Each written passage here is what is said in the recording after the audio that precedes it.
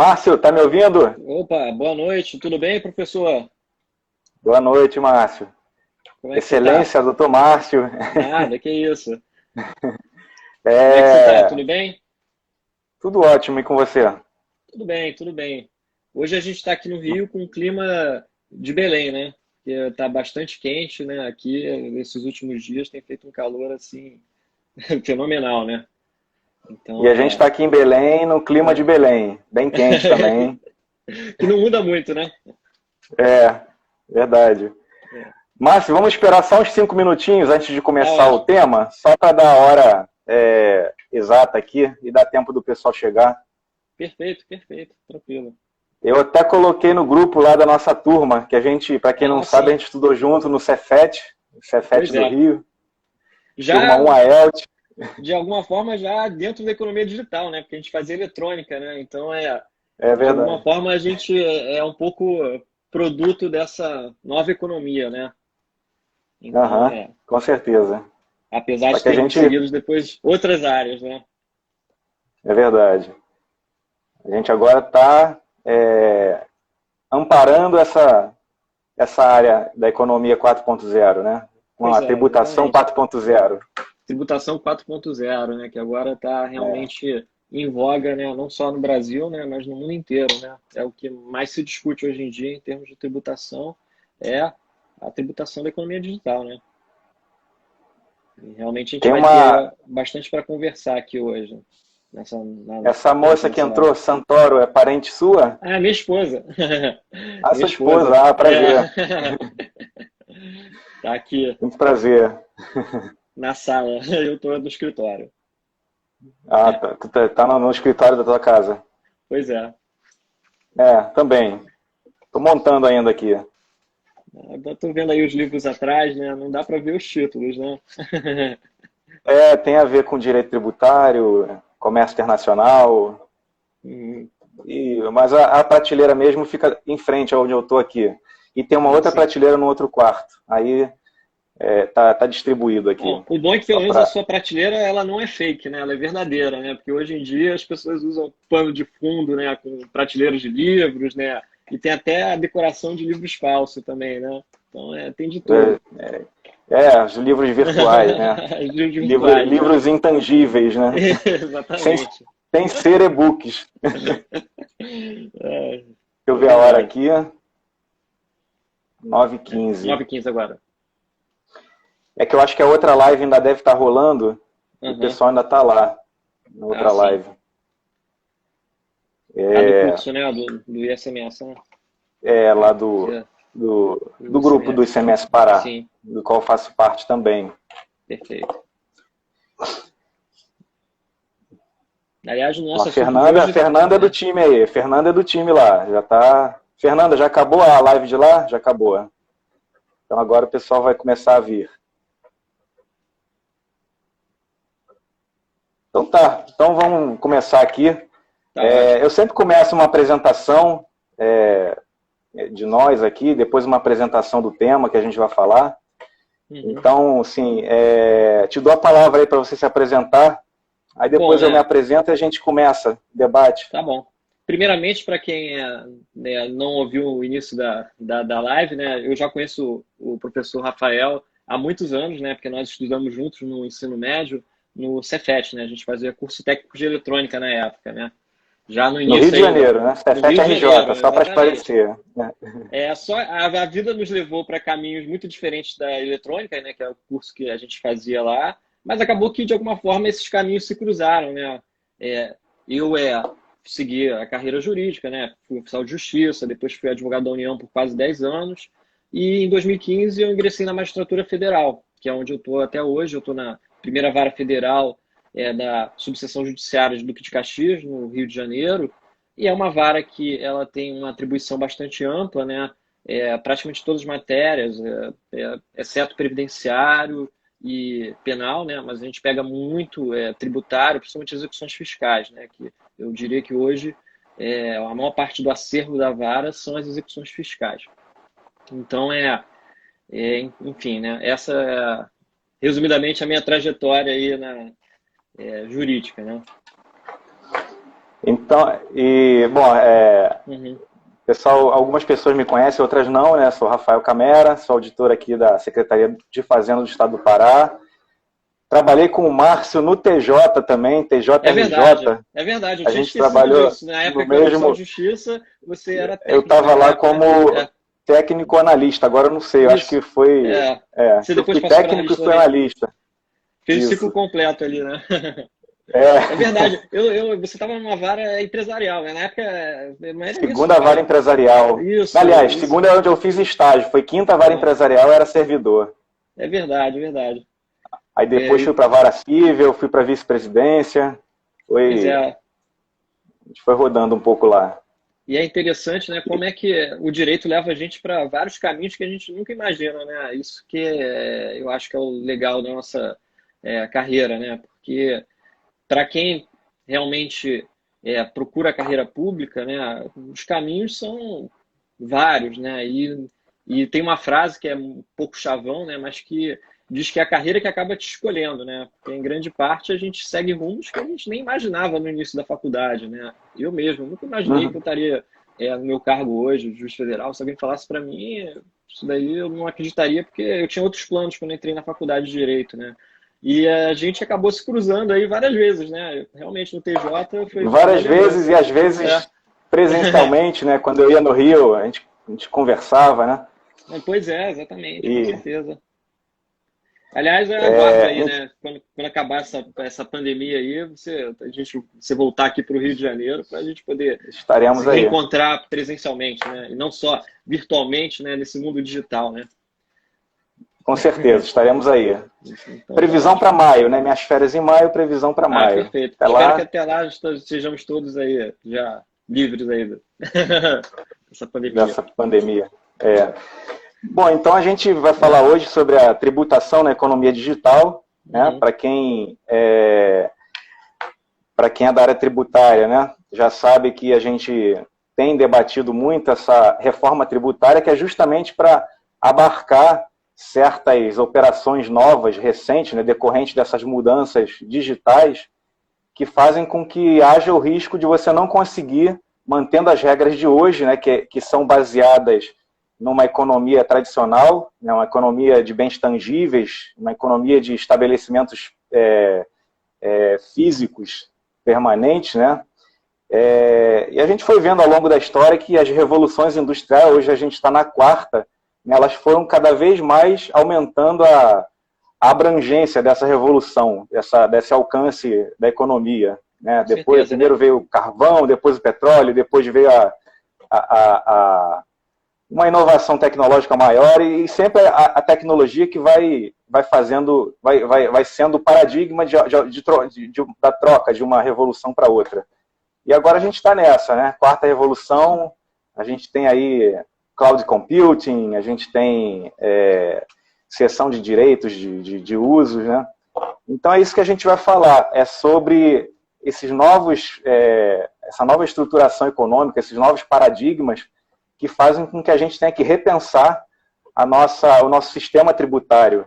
Né? E hoje a gente tem Exatamente. muita discussão que acaba indo para vocês da magistratura decidir, né, a quem compete, né? Porque conflitos de competência, às vezes da União, estados, até municípios, né, serviço, produto industrializado. E Exatamente. você chegou a ter alguma discussão nesse sentido já no seu trabalho? Então, atualmente eu não tive ainda nenhuma discussão específica, né? Mas eu acredito que, Uhum. pela quantidade de projetos que nós temos hoje no parlamento, de criação de novas exações, né, de novos tributos que envolvem essa economia digital, é muito provável que essas questões vão chegar para a gente também na área federal. Na área estadual já existem Uhum. muitas discussões, principalmente relacionadas justamente a se um determinado tipo de serviço ou produto vai haver incidência, né, de ISS ou de ICMS, né, isso daí já a gente até vai abordar isso aí durante essa live, né, mas já houve várias discussões a esse respeito. Pelas propostas legislativas, né, eu até peguei aqui duas assim que me chamaram a atenção, né, que estão sendo discutidas, inclusive aí no bojo da reforma tributária, né, tem duas que instituem contribuições sociais que aí seriam tributos... Você fala da reforma Você diz a reforma tributária da PEC 45? Na verdade, são propostas avulsas que podem ser discutidas aí, justamente... porque são dezenas de propostas que, na verdade, a gente não tem hoje uma proposta fechada do que seria a reforma tributária, né? Você tem várias propostas, algumas delas proposta da Câmara, tem projetos de leis esparsos. Eu peguei aqui dois projetos de leis que me chamaram a atenção, né?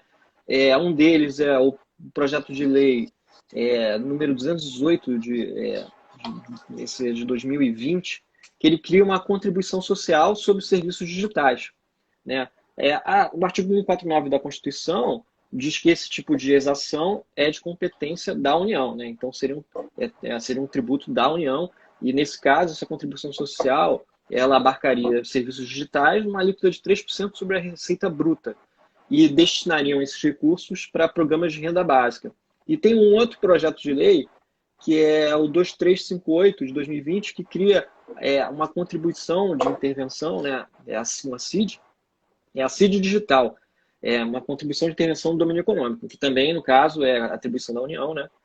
E aí criaria o quê? Alíquotas progressivas, né? Justamente em serviços digitais também, com destino para um Fundo Nacional de Desenvolvimento Científico e Tecnológico. E no caso, essa CID, ela incidiria sobre empresas, né, da área de tecnologia que tivessem uma receita global a partir de 3 bilhões, né, uma receita bruta superior a 100 milhões, né, no caso. Então, sim, são só dois projetos, né? Não sei se vão ser discutidos realmente na reforma tributária, porque ninguém, na verdade, sabe muito bem o que vai ser discutido na reforma tributária, né? Mas, sem dúvida nenhuma, a tributação digital é algo que vai ter que ser discutido em algum momento, né? E isso não é nem uma frase minha, na verdade. Essa é uma frase do ministro Paulo Guedes, né? Ele disse que em algum momento a gente vai ter que discutir isso, né? Que é a tributação, que ele até usou esse termo, das empresas over the top, né?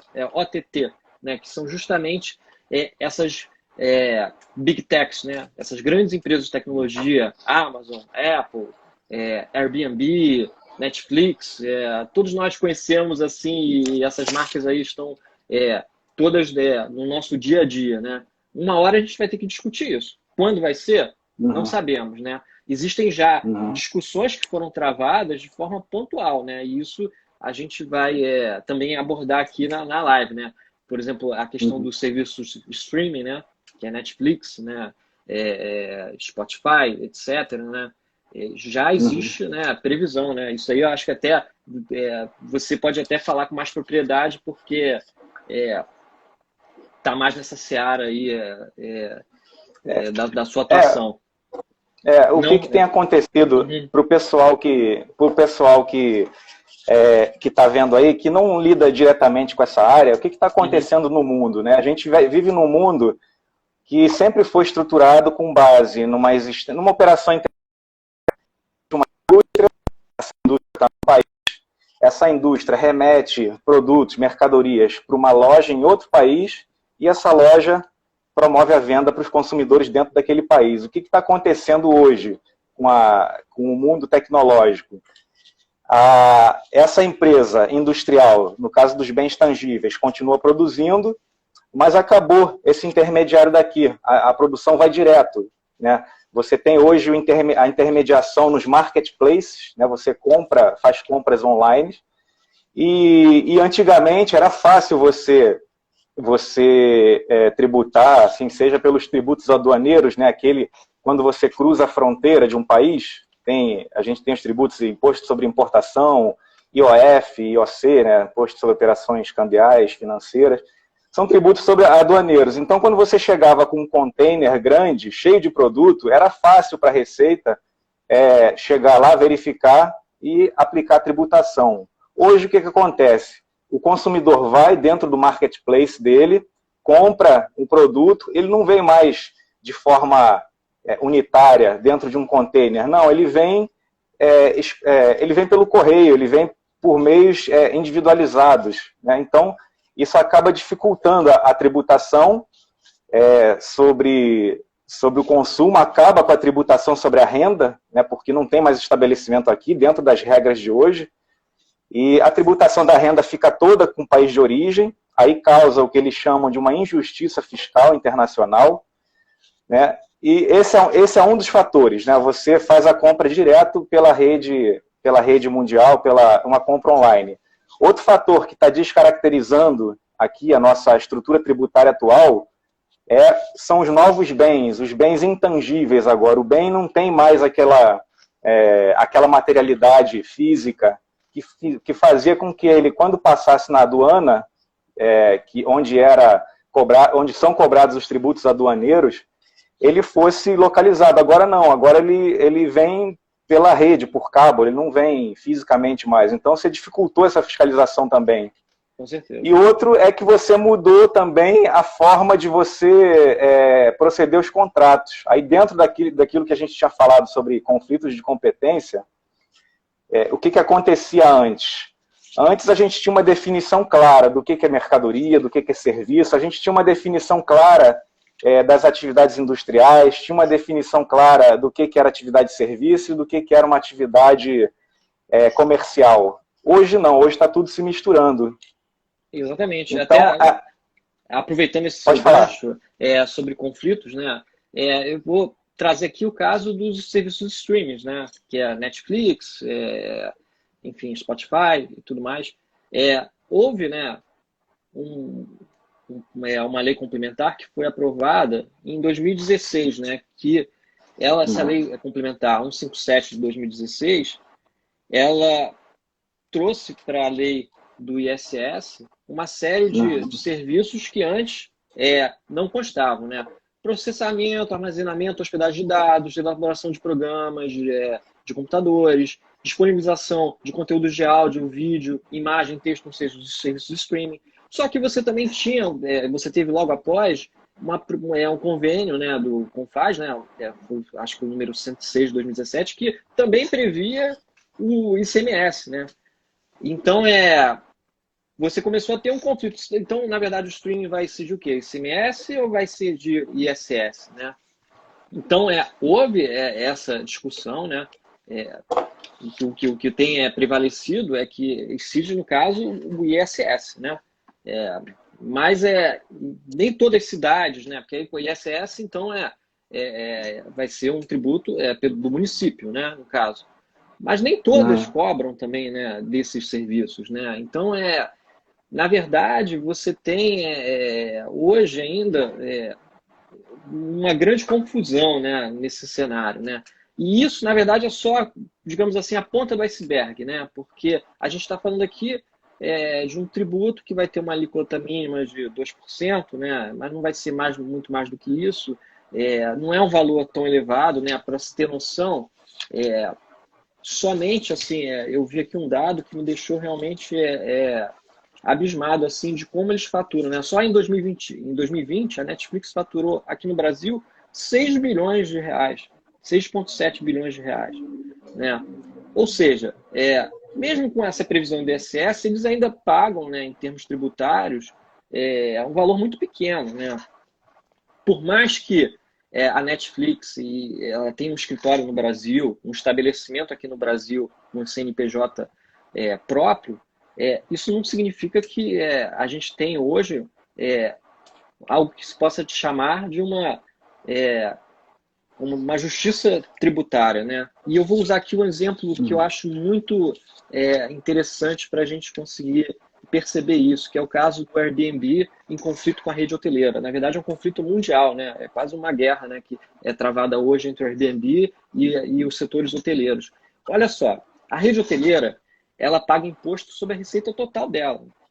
O Airbnb ele vai pagar imposto sobre a receita da intermediação com o dono do imóvel, ou seja, a porcentagem que ele ganha do dono de imóvel quando ele faz a intermediação, quando alguém vai lá e aluga uma determinada casa pela plataforma do Airbnb. Só que o que acontece?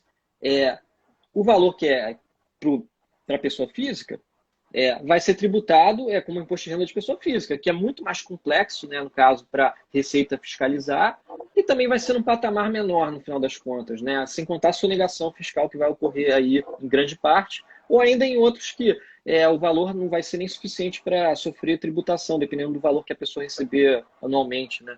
Então, um hotel ele vai pagar um imposto enorme, né? E aí aqui é a receita total dele, né? E no caso ele ainda tem outros gastos, né? Que é gasto com pessoal, né? De mão de obra e vai pagar a contribuição previdenciária de todos esses trabalhadores.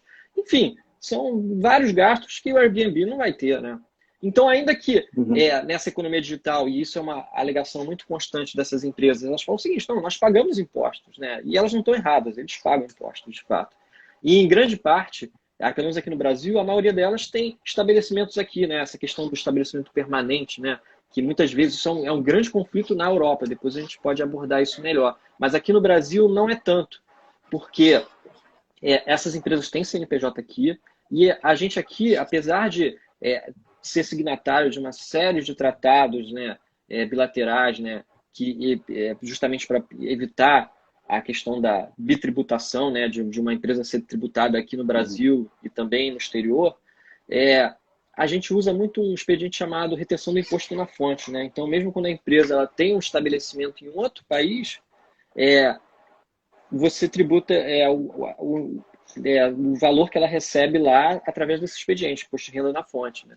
Mas, de qualquer forma, ainda que você consiga, a empresa sediada aqui ou sediada no exterior, você fazendo a retenção do imposto de renda na fonte ou dela aqui, é uma espécie de dumping, né? Ou seja, ela tem um benefício fiscal, né? E é isso que o direito tributário não pode ficar neutro, né? Porque você está privilegiando plataformas digitais que, na verdade, empregam muito pouco e pagam proporcionalmente menos impostos do que pagariam outros setores, né? Então, isso que vai ser a grande dificuldade de ser equacionado, né? E aí a gente pode falar sobre várias iniciativas no mundo, né? Porque, na verdade, isso daí é uma grande discussão hoje, né? Uma discussão no A mundo OCDE, afora. Isso, exatamente. Pode falar. Essa parte é muito... A OCDE ela traz essa informação, né, que a carga tributária paga pelas empresas digitais ela é muito inferior à carga tributária paga pelas empresas tradicionais, né? E, além disso, as empresas digitalizadas, elas têm um tamanho menor, né? Porque ela não precisa ter a propriedade dos ativos como uma empresa tradicional precisa, né? No caso que você me deu do imóvel, né? O Airbnb não tem nenhum imóvel, né? Tudo via economia compartilhada. O Uber não tem nenhum veículo, também tudo em termos de economia compartilhada, né? O caso do Uber é bem importante, né? É bem sincero, bem paradigmático, digamos assim, porque justamente você tem um serviço em que você tem, assim como a Airbnb, né? Você vai ter a tributação daquela parte que você paga no Uber que vai para a empresa, mas, por outro lado, a parte de empregados, por exemplo, você não tem, né? Porque no Uber ninguém é empregado, né? Então, você não paga contribuição previdenciária. Você não tem contribuição, né? Não tem contribuição nenhuma para... Então, é só a gente comparar uma empresa de Uber e uma empresa que forneça, por exemplo, transporte particular. Essa empresa de transporte particular, ela simplesmente quebra, né? Comparado com o Uber. Porque ela vai ter que pagar uma série de outros tributos, né? E o problema todo é esse, né? Evidentemente que para o usuário é muito bom, né? Porque você paga um valor realmente muito baixo, né? Mas em termos econômicos, a gente vai ter problemas muito sérios no futuro, porque a gente vai ter uma massa de trabalhadores, né? Se eu não me engano, no auge da pandemia, né? Quando a gente teve uma queda muito grande no número de empregos, né? O único setor que aumentava o número de trabalhadores empregados, na verdade, empregados entre aspas, né, que é o termo nas pesquisas do IBGE de empregados não é com carteira assinada, né, mas pessoas ocupando, era trabalhadores no setor de transporte, ou seja, motoristas de Uber, né? Então, só que nenhum deles, né, você tem recolhimento de contribuição previdenciária. Então, na verdade, O Estado ele está abrindo mão de tudo isso, né? E isso realmente significa o quê? Corridas baratas, né? O que é muito bom para o consumidor. Mas, por outro lado, a gente está criando uma bomba para o nosso sistema previdenciário, né? E essa questão Uhum, não é só no Brasil, né? É mundo todo. Inclusive, a Califórnia teve um uhum. plebiscito nas últimas eleições e a população decidiu que o motorista de Uber, né? Porque lá nos Estados Unidos é muito comum, né? Durante as eleições, a população ser chamada para também opinar sobre diversos temas, né? Em um dos casos era se o motorista de Uber deveria ser empregado ou não. E lá a população decidiu que não deveria ser. É, Para é não uma aumentar opção o preço. política. Exatamente, exatamente. É uma opção Uhum. política válida, mas assim, o Estado tem que pensar como ele vai compensar isso em termos de abdicação de toda uma receita tributária. Porque Buscar a novas população. fontes de financiamento para Exatamente. E a aí, seguridade.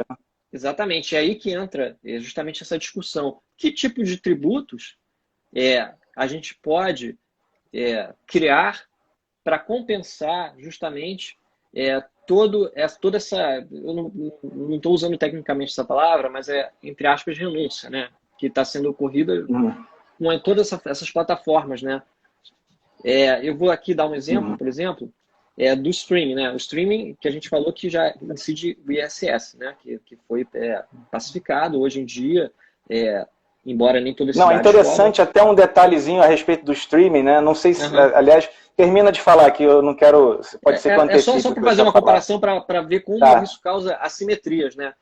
É uma plataforma aham, de streaming tipo Netflix, ela paga de aham. ISS entre 2 a 5%, né, do valor, né, do São as serviço. alíquotas mínimas e máximas. Exatamente.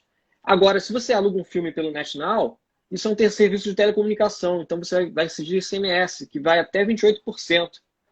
Então, olha Uhum. a loucura, né, desse sistema, né? Você tem um serviço que é praticamente o mesmo, mas o NetNow é um serviço de telecomunicação. Então, na verdade, você também está criando aí um grande problema em termos de concorrência, né? Porque Na empresas de TV a verdade, você falou cabo, 28, na verdade, você falou 28, até de 10 a até 28, 28, né, que você falou? até Até 28%. 28. Isso. Agora, lembrando que também o ICMS, agora eu fiquei na dúvida se aqui no estado do Pará é 25 ou 30, Uhum. mas, enfim, ainda que fosse 30, 25, né, ele ainda integra a própria base de cálculo, é por dentro, né, então a Pois alíquota é, efetiva acaba sendo maior. exatamente. Então, Então, a diferença é maior do que parece. você assiste um filme pelo National pagando quase um terço do valor de imposto. Agora, por outro Uhum, lado, o Netflix vai pagar de 2 a 5% a plataforma inteira, né? Então, são uhum. assimetrias que o sistema ainda não conseguiu equacionar, né? E quando eu falo sistema, eu não falo apenas aqui no Brasil. Isso é uma questão mundial, né? Voltando, então, para essa questão na Europa. Na Europa, justamente, a gente tem uma questão bem interessante, né? Por quê? A Netflix, eu vou usar o exemplo da Netflix, né? Quando a Netflix iniciou as atividades dela, ela localizou esse estabelecimento físico dela, né, para operar na Holanda, mas com a sede para fins fiscais nas Ilhas Caimã, né, que você sabe é um paraíso fiscal. Então, na verdade, como lá na Europa, diferentemente do Brasil, eles não têm esses instrumentos, né, da retenção de imposto na fonte e tudo mais, eles fizeram, na verdade, aquilo um verdadeiro, é, uma verdadeira dieta low tax, né? A Uhum. Netflix ela fez, na verdade, o quê? Uma estratégia, né, fiscal para não pagar imposto ou para pagar impostos ridículos perto do faturamento dela.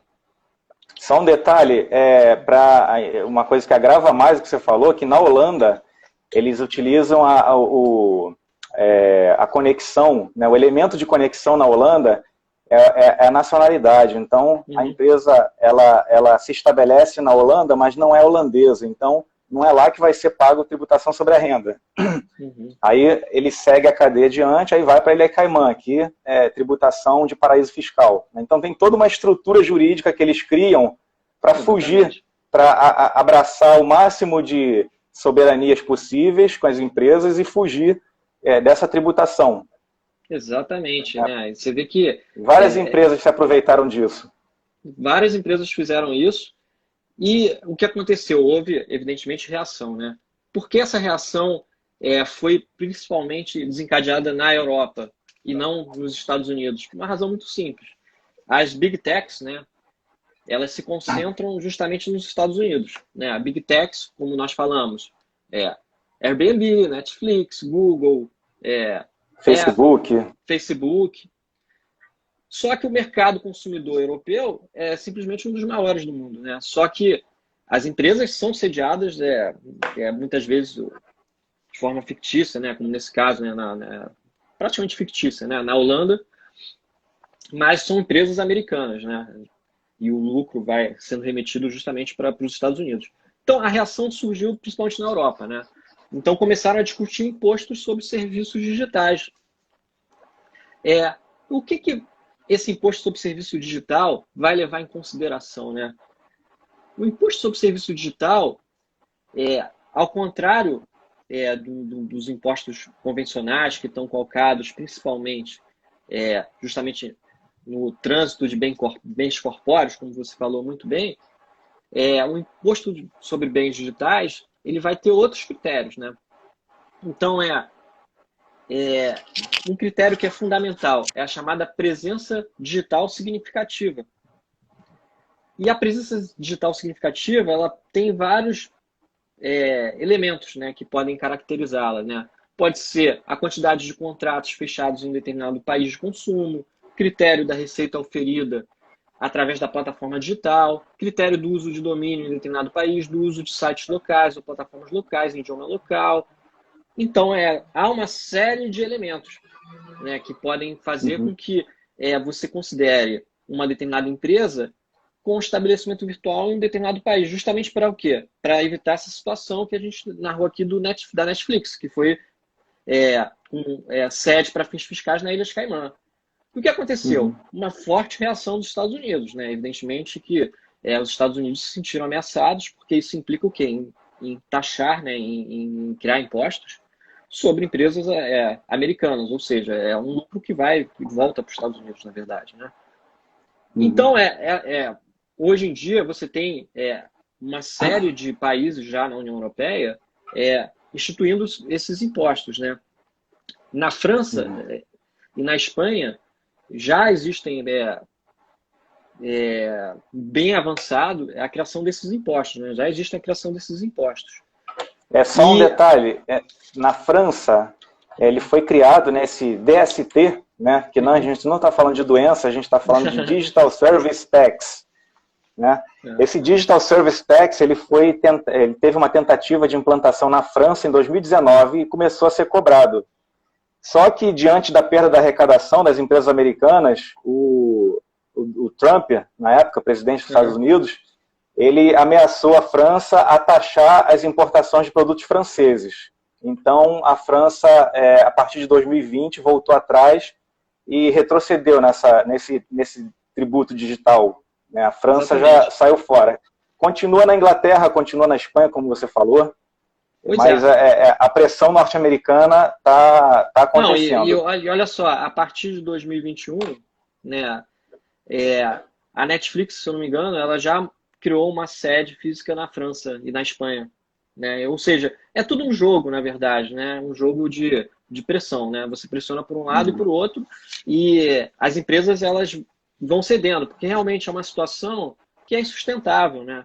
A gente teve essa mudança na economia, de uma economia física para uma economia digital, que não foi acompanhada de uma mudança na tributação. Aqui no Brasil a gente está muito atrasado nisso. Né? A gente está discutindo o IVA, que já isso aí. Eu acho que você pode até falar mais sobre isso, que você conhece isso com muito mais propriedade do que eu. Mas eu penso que o IVA não é um imposto adequado para a gente tratar esse tipo de tributação. Qual é a sua opinião? Não sei. Você, como tem mais conhecimento justamente dessa parte, né, de tributos estaduais e tudo mais, o que você acha do IVA? A gente está, de fato, né, tá propondo um IVA lá, apesar do nome dele ser até impróprio, né, imposto sobre bens e serviços, né, dado que a gente lida hoje com a intangibilidade, né.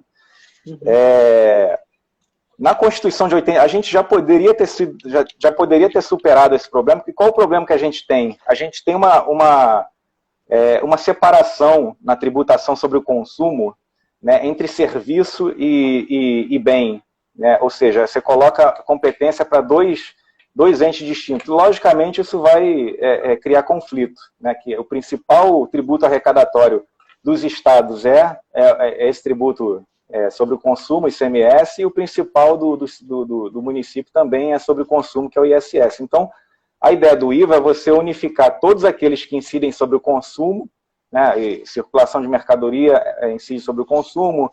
O ISS, apesar de ser cumulativo, também ele é sobre o consumo, PIS, COFINS. Então, a ideia da PEC 45, por exemplo, e a PEC 110, era criar esse IVA para você unificar essas 5 tributações sobre o consumo existentes hoje em uma só, de competência de um ente. Aí na PEC 110 seria a competência dos estados e na 45 da União. Isso aí vai gerar muita polêmica ainda, que nenhum ente quer abrir mão da sua competência tributária, ainda que a arrecadação fique, né, porque isso lida diretamente com a autonomia, né, a possibilidade dele tomar suas próprias decisões. Mas é preocupante, né? É preocupante essa modernização da economia 4.0, porque isso acaba solapando as bases tributáveis, principalmente dos estados, né? Dos entes da federação estados, porque as mercadorias elas estão desaparecendo, né? Hoje a gente tem, dentro da modernidade 4.0, a gente tem a impressão em 3D, né, que vai revolucionar essa transferência de mercadoria. A gente vai cobrar o quê? A gente vai cobrar pelo que foi impresso, a gente vai cobrar uma circulação de mercadoria porque você imprimiu uma mercadoria que alguém fez, você vai cobrar uma prestação de serviço, né, o serviço de fornecimento do programa, não sei, você vai tributar a industrialização, né, ou seja, são 3 possibilidades de tributação em uma só novidade tecnológica. Então, assim, é muito importante que seja decidido isso logo, e a gente tem que entrar nessa esfera aí para não ter minorar esses efeitos possíveis colaterais que são, hoje a gente ainda não está sentindo os efeitos, né? Mas daqui 5, 10 anos, eu acredito que se não vier nada, pode prejudicar bastante aqui. Bom, até você falou dessa questão da diminuição, né, do ICMS, né, que justamente você tem uma tendência com esse tipo de serviço, você cobrar mais ISS do que ICMS, na verdade, né? E um caso bem emblemático é o das empresas de telefonia, né? Eu peguei aqui um dado na internet. No ano 2000, as empresas de telefonia elas eram responsáveis por 10,4% da arrecadação de ICMS nos estados. Em 2017, 7,8% do ICMS, né? E eu acredito que hoje, em 2021, é menos ainda, né? Por quê? Na verdade, quem faz hoje ligação do celular ou do telefone, né? As pessoas ligam pelo WhatsApp, né? Por aplicativos de mensagem. Então, a tendência é queda, né? E você tem uma tendência a que esses serviços digitais incidam sobre eles ISS, não ICMS, como foi esse caso dessa lei complementar que foi sancionada durante o governo do presidente Temer, né? Que você criou uma série de serviços aqui que foram elencados aqui na norma do ISS. Então, a gente tem, na verdade, uma transferência tributária para os municípios, né? É o que me parece, né? Agora, só trazendo aqui um julgado, né, para mostrar que também ainda tem... nem tudo está perdido para o ICMS, né? Teve aqui a DI 1945 de Mato Grosso, e essa DI, ela fixou, né, que o ICMS deve incidir na comercialização do software padronizado por meio de download, mesmo na ausência de um suporte físico, né? Não precisa haver a mercadoria corpórea, física, né? Então, porque existe, segundo o entendimento que ficou fixado nessa ADI, a mercadoria é a própria padronização do software. Então, nesse caso, foi discutido se poderia incidir ICMS sobre uma mercadoria intangível, né? Sobre um bem intangível, né? E foi acredito, um alento aí para os estados, né? Que, no caso, permitiu a incidência do ICMS. Tem até um fator importante a respeito do software, né?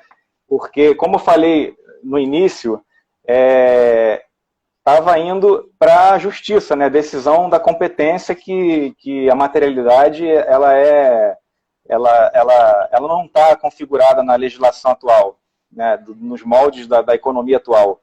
Então, essa discussão sobre o software, ela começou, você deve saber muito bem, através daquela dicotomia entre software de prateleira e software sob encomenda, né? Aí separou prateleira ICMS e encomenda ISS.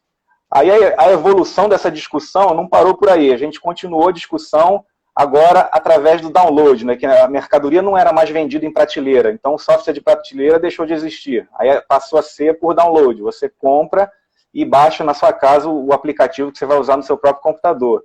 E agora a gente já está numa terceira etapa, que está acabando essa questão de download de serviço, de software, e agora a gente está fazendo assinatura. Né? Você tem cessão de direitos.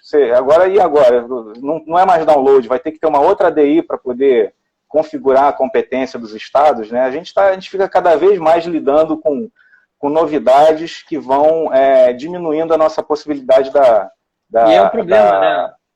E esse é o tributação. problema da tecnologia, da economia digital, né? A economia digital, ela atua numa velocidade extraordinariamente alta. Como você falou muito bem antes, tem várias questões que ainda estão indefinidas. Impressão 3D, por exemplo, a questão das nuvens, né? A computação em nuvem, plataformas de mercado, marketplace. Só que a criação é tão rápida que a mudança legislativa não acompanha, né? Então, é como se a tecnologia tivesse sempre 2 passos à frente das mudanças legislativas. Só que enquanto você mantém esse gap, né, esse espaço entre as inovações digitais e a criação legislativa, isso significa o quê? Que você está dando aí um espaço muito grande para essas empresas atuarem sem recolher tributos, né, ou recolhendo muito menos do que deveriam, né?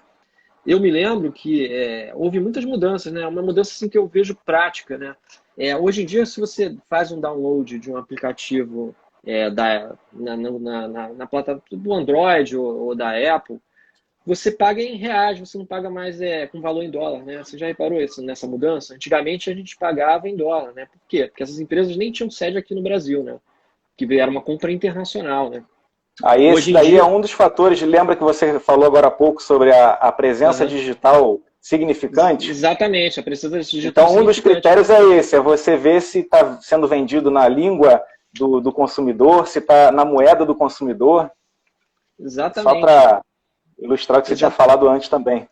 Exatamente isso, porque você antigamente, né, você comprava um produto que era oferecido por uma empresa situada em outro país, né? Aí o que começou a ser feito, por exemplo, né? A alíquota, aumentou da alíquota do IOF, né? Taxação de cartão de crédito, né? Aumentando, né, o IOF, né, que incidia sobre essas operações, né, internacionais. E até o momento que as empresas perceberam que talvez fosse mais interessante do ponto de vista fiscal terem sedes no próprio território nacional, né? E é o que acontece hoje, né? Eu fui fazer uma compra há algum tempo, né, num aplicativo e eu me surpreendi, né? O valor aqui foi em reais, não foi mais em dólar, né? Então é essa mudança que a gente está vendo, né? E as empresas, evidentemente, elas fazem planejamento tributário, né? Elas vão ver a forma que vai ser mais lucrativa para elas, né? E a gente sabe que são empresas que têm um poder econômico enorme, né, para fazer esse tipo de trabalho, né? Então, a gente tem uma série de questões para lidar. Então, como você falou da OCDE antes, né? A OCDE, ela elencou de uma forma até bastante didática quais são os problemas da tributação na economia digital.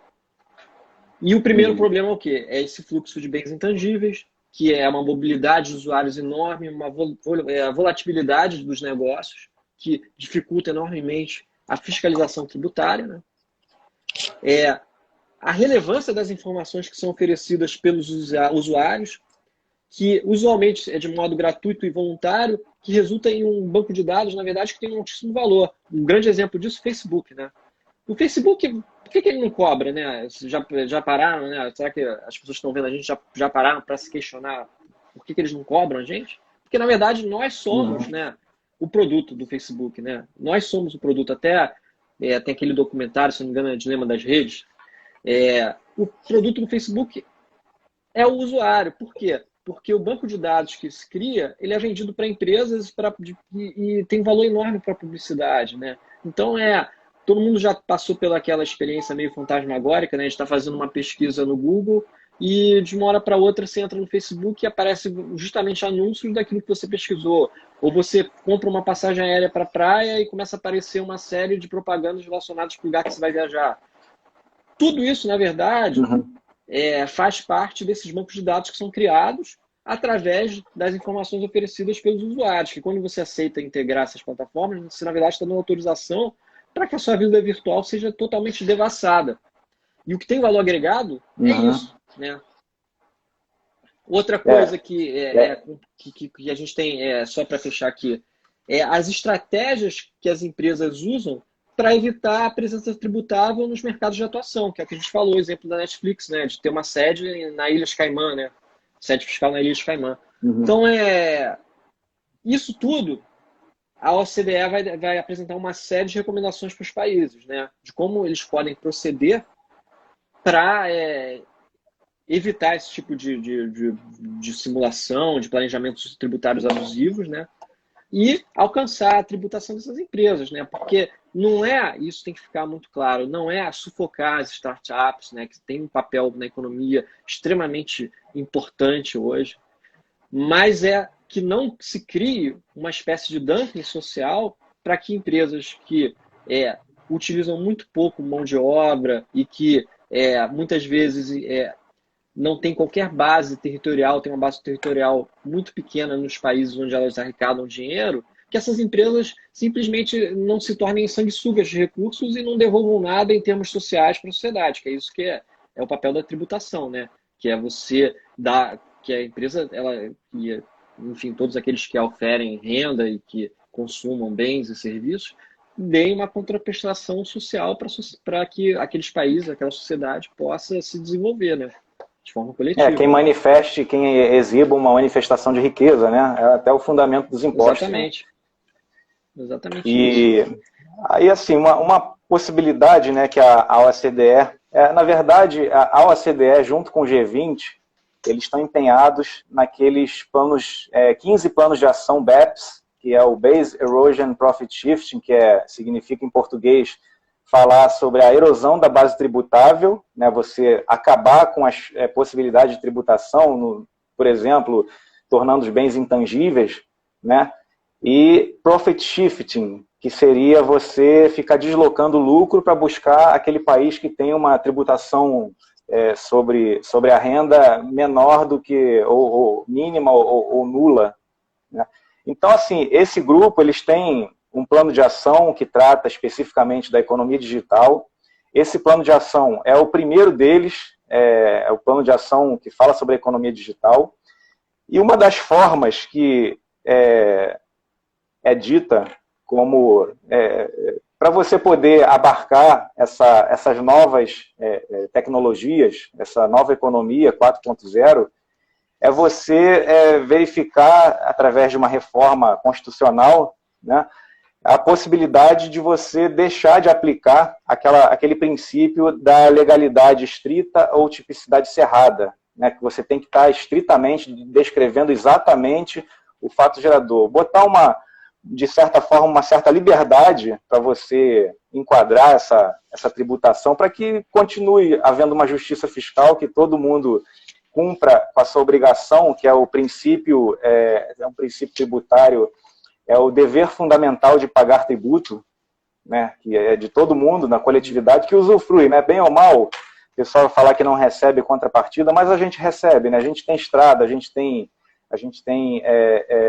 uma organização, a gente tem uma estrutura estatal, a gente tem os poderes públicos, né, para garantir segurança. De certa forma tem, bem ou mal. Se não tivesse, a gente estaria na selva ainda. Então, o Estado é importante e é importante que haja uma contribuição de acordo com a capacidade, com a manifestação de riqueza, né, como é a própria definição do nosso sistema jurídico aqui, quando trata da característica dos impostos, né, onerar e uma coisa que é muito importante de para países como o Brasil, né, infelizmente, nosso país não é um país grande produtor de conteúdo digital. Não é um país que tenha muitas startups e tudo mais. A maior parte delas, como a gente disse aqui, elas estão concentradas nos Estados Unidos. Então, você, na verdade, está transferindo renda para esses países ao taxar, ao criar impostos, na verdade, que não abarcam, né, essas empresas da forma como deveriam, né? Só para ter noção, a renda fora dos Estados Unidos da Google em 2017 foi de 57%, ou seja, metade do que ela arrecadou, mais da metade, isso em 2017, acredito que hoje tem aumentado, foi fora. A Apple, 70%, Facebook, 54%, a Amazon, 38%, a Microsoft, 54%. Ou seja, o que acontece hoje é que você tem uma economia mundial que é cada vez mais digital, mas essa economia digital, ela acaba o quê? Ela acaba fazendo um papel de Robin Hood às avessas, né? Porque você tira dinheiro dos países justamente periféricos, né, que são países que têm um desenvolvimento tecnológico mais atrasado, para financiar essas empresas que estão em países desenvolvidos, principalmente nos Estados Unidos. E o pior que eu acho de toda essa questão é que a economia digital em si, ela leva ao emprego de mão de obra cada vez menor, né? Então, emprego de mão de obra, eu digo aí, emprego de mão de obra que seja vinculado formalmente a essas empresas. Exatamente, humana que seja vinculado formalmente. Porque a Uber, por exemplo, ela tem, se você considerar a Uber uma empregadora de forma lato sensu, ela é uma das maiores empregadoras. A Uber, o Rap, o iFood, são os maiores empregadores, né? A quantidade de pessoas que recebem as suas rendas através dessas empresas é imensa. No entanto, elas só intermediam a mão de obra, ou seja, eles não são empregados delas, né? Então, você está aí tendo uma empresa de intermediação de mão de obra que não paga um centavo, ou paga apenas contribuição previdenciária para atividade, na verdade, bem estrita dela, né? Que é a atividade de manutenção dos programas dela e tudo mais, mas não na atividade fim, digamos assim, né? Que é a prestação do serviço. Então você, na verdade, está criando um dumping social imenso em prejuízo das empresas que são empregadoras, porque elas sofrem uma incidência tributária realmente elevada. Agora, a gigante de tecnologia, não. A gigante de tecnologia, por mais que você tenha iniciativas que são importantes, né, como você elencar determinados serviços na legislação do ISS, né, e você ter decisões judiciais que, no caso que a gente falou aqui da ADI, né, que, do download de software, né, de CMS, por mais que você tenha essas modificações que são relevantes, são importantes, elas são ainda muito pequenas, né? Por isso que a discussão sobre o imposto digital ou sobre alguma alternativa jurídica, seja uma CID, uma contribuição social, isso daí vai ser ainda discutido no foro próprio, né, que é o parlamento. É necessário que haja realmente uma equalização tributária maior. E um problema adicional que a gente tem é o que a gente falou aqui sobre a questão de que a maior parte disso são serviços, né? Então você perde ICMS por um lado e aumenta ISS por outro. Então os estados que já têm uma grande deficiência na questão de recursos ficam mais prejudicados ainda nessa economia digital. Então por isso que quando a gente fala em reforma tributária, a gente está dizendo de algo que é muito urgente, né? É muito urgente mesmo, mas talvez a reforma tributária que esteja sendo discutida não seja aquela que deveria ser discutida nesse momento, que é a dessa economia digital. Porque a economia digital, e a gente tem que também falar que não é só essas empresas gigantes de tecnologia. Na verdade, a gente está tendo uma transformação, inclusive, da economia física para digital. Ou seja, empresas tradicionais, físicas, estão cada vez mais digitais, né? Um exemplo muito claro disso é o que acontece hoje com os jornais, né? Quase todo mundo hoje em dia lê jornal aonde? Pela internet, né? Você não precisa mais ir lá na banca de jornal, comprar o seu jornal. Aqui onde eu moro é muito interessante, porque várias bancas de jornais estão virando, na verdade, o que? Quiosques para vender bebidas, vender outros apetrecho eletrônico, mas estão deixando de ser banca de jornal, porque o conteúdo ele é basicamente hoje digital. Então você tem não só esses gigantes da tecnologia, mas você tem uma transformação nas próprias empresas tradicionais que estão cada vez mais tecnológicas, né? Então, se você não fizer a adequação disso do ponto de vista tributário, a gente vai ter um outro grande problema no futuro, né? Realmente imenso. Até né? porque que quando você fala em digitalização da economia, você está falando tanto em novas empresas 100% digitais, quanto a digitalização das antigas, né? As antigas elas vão Exatamente. substituindo a mão de obra tradicional, os ativos da empresa tradicionais, para utilizar robô, os insumos tecnológicos, inteligência artificial, e vai reduzindo custos. E, na verdade, com a tecnologia vem essa pesquisas aí, que eles chamam lá no plano BEPS,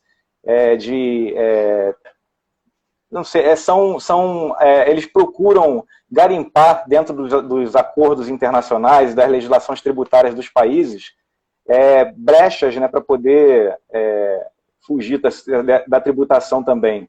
Né? Então, a gente lida com a tecnologia e com essas possibilidades, se aproveitando dessa desatualização, no caso do nosso sistema tributário, que ainda não está 4.0. Não, nosso sistema está 2.0 e se muito, né? Então, isso ainda tá na até segunda. Você tinha perguntado, né?